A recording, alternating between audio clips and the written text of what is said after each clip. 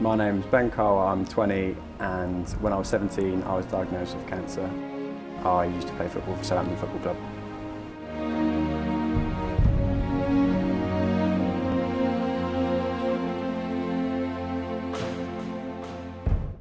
Playing from the age of like 6 when my mum dragged me to Little Down, and then I just played at my local Sunday League team, and then I had the choice of Southampton, Bournemouth and Portsmouth, and I chose Southampton because it was, well, one, my brother was already there, and two, it was the best academy out of the three.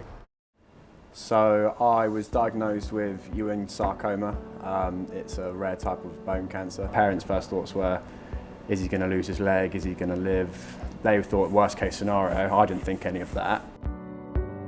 So I was playing in a friendly football match against Plymouth. I can remember it to this day. And I got like a dead leg. My knee swelled up and they thought I'd done some sort of ligament damage. I went and had an MRI scan. It just came back as like a massive sort of hematoma, like a blood ball in the back of my knee. They basically said, okay, that will go down on its own, it's fine.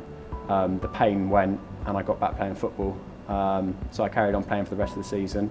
And then it came to pre-season training and a physio noticed that I had a really big lump in the side of my right leg, just behind my knee, so it was poking out a little bit, so you could see it if you looked, but I didn't even notice it, to be fair.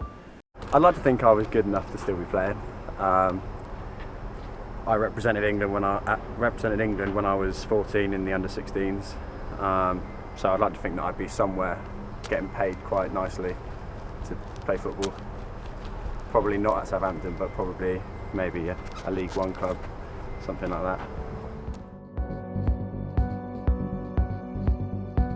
So I went to hospital and they tried to aspirate it. Nothing happened. So then eventually they were like, okay, so we're going to have to surgically take out this ball of blood because they thought it had solidified. And in all the sort of prep for that, they took a biopsy.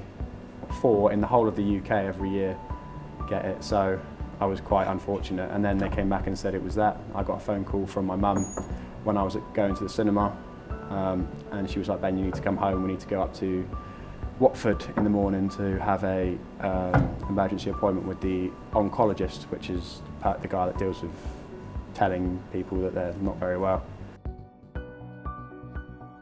I never scored one, to be fair. I was a defender, so it was a goal against Norwich when I was 17. I played a different position for a change and scored, which is a surprise.